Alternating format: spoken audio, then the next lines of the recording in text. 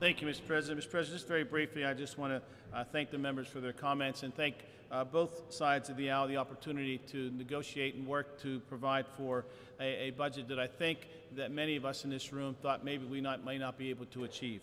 So there's a significant number of investments that together that we are making. We're making together significant, again, investments at a time when it's difficult to do investments in education, continuing our efforts to restore resources, particularly to the K-12 area, but also, to me, as I mentioned on this floor many times, nearly $30 million in additional early learning dollars, which I think is critically important.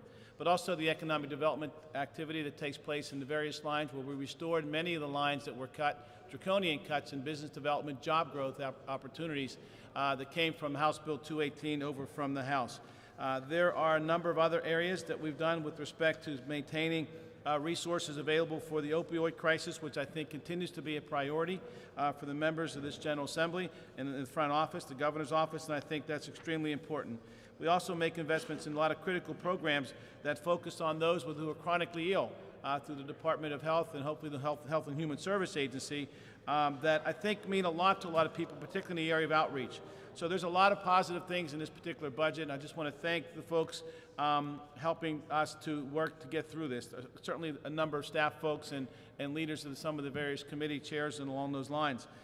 With respect to the previous gentleman's conversation about how we pay for it, I think as our colleague from Berks County referenced, that conversation will take place as we go forward. I have every confidence that together we will make certain that we provide the resources for this Commonwealth to fund this budget.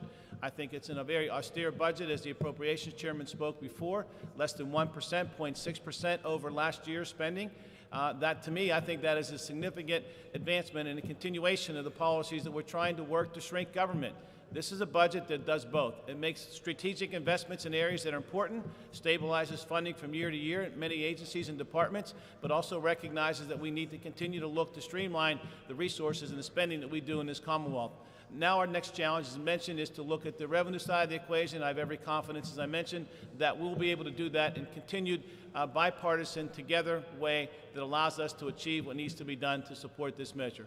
Thank you, Mr. President.